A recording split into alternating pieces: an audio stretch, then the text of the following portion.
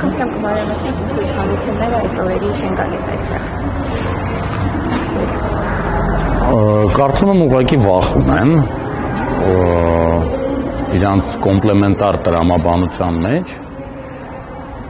Ռուսաստանից մեծաշով, որովհետև ըստ էության թիրախը Ռուսաստանի կողմից իրականացված հանցագործություններն են ռուսական կայսրության,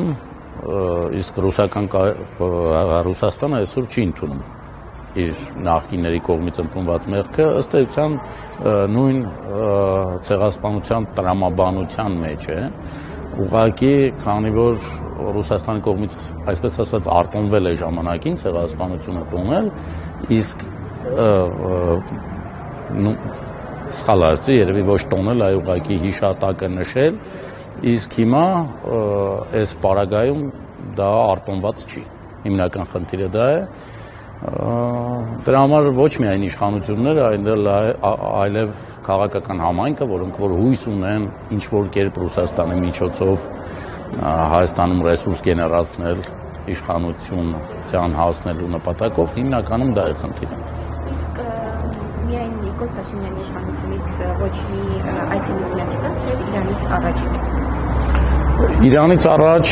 եղել է Սերժ Սարգսյանը եւ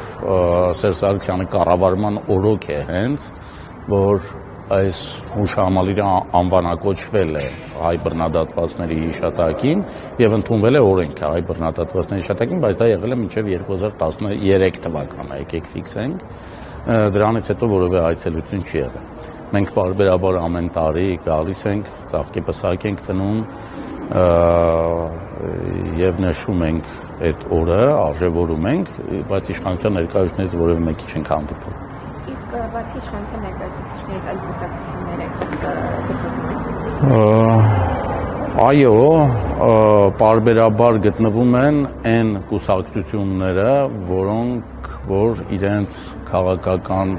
գծում չունեն Ռուսաստանի միջոցով իշխանության գալու նպատակ։ Կարծում եմ, սա ուղղակի իմ գնահատականն է, եւ քաղաքական գործիչներ, անհատներ, որոնք որ տուժել են այդ հանցագործությունից։